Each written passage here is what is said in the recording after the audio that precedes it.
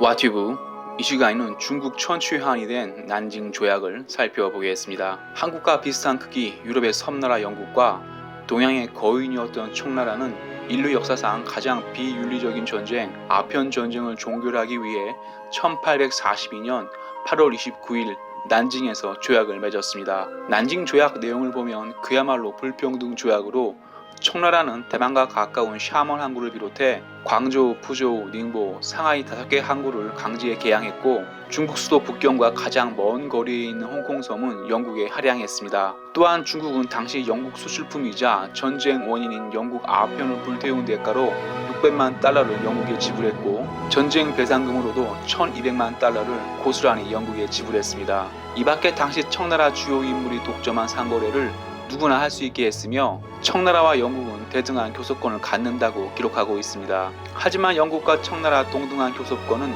문서상 명분에 불과했습니다. 당시 청나라는 영국 제품을 수입할 때 세금을 청나라가 결정하는 것이 아니라 영국이 관세를 결정했습니다. 한마디로 동양의 거인이었던 청나라는 주권이 없는 반식민지에 들어간 것입니다. 아편 전쟁 종결문 난징 조약은 영국으로서도 너무나 부끄러운 조약이었습니다. 이유는 아무리 무역 적자가 심해도 인류에 해가 되는 마약을 공식적으로 수출했다는 것과 당연히 거부해야 하는 마약을 불태워버렸다는 이유로 전쟁을 일으켰기 때문입니다. 당시 영국 내에서도 청나라가 인류에 해가 되는 영국 수출품 아편을 불태워버렸다는 이유로 청나라와 전쟁한다는 것은 대영제국 명예에 먹칠하는 전쟁이라는 의견이 상당했습니다. 아직도 영국인이 존경하는 정치인으로 남아있는 당시 하원의원 윌리엄 그래드스턴은 청나라와 전쟁이 영국의 이득이 돼도 인류에 해가 되는 마약인 아편을 거부하고 불태워버렸다는 이유로 전쟁을 하면 신의 심판을 받을 것이라며